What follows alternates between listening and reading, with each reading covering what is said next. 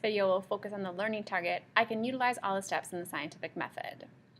Now, in your lives and careers as science students, you guys have seen the scientific method many, many times. More than likely, if I asked you to list the steps, you could easily do it.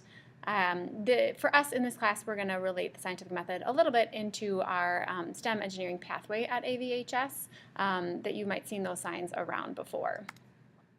So really with the scientific method, it's a process for solving a problem. So it's a way to ask a question, research a question, and then figure out how to gather data to support whatever the answer to that question might be for you. So it's a problem-solving method. It's not a rigid set of rules you have to follow. It's more kind of a flow, right? And really use it anytime you solve a real-world problem, even if you don't think about it. So we call it the scientific method, but really it's a problem-solving method that anyone could use at any time. In fact, you will use it many times in your life. So the first thing with the scientific method is always that you have a question, something you're curious about.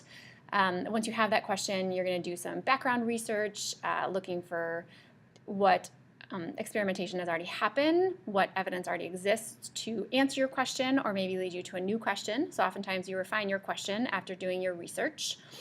Then you're probably going to form a hypothesis or a claim or a thesis or whatever you want to call it, where essentially you're going to guess ahead of time what you think is going to happen, right? You have a question, you do some research, you figure out what you think the answer to the question is, and you're also going to plan a way to test that statement, right?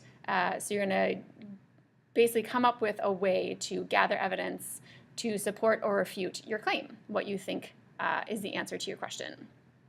So kind of in this step, we have multiple pieces of the scientific method, right? Most people would say one step is define a hypothesis, and then you're going to run an experiment where you gather evidence and observations. Then after you gather all that stuff, you're going to evaluate and analyze your results, and then draw conclusions from those to support or refute your claim.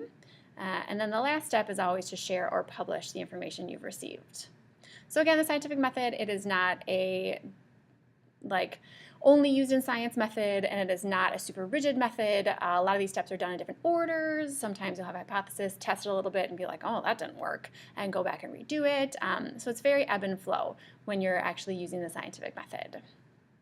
That's it. Have a nice night.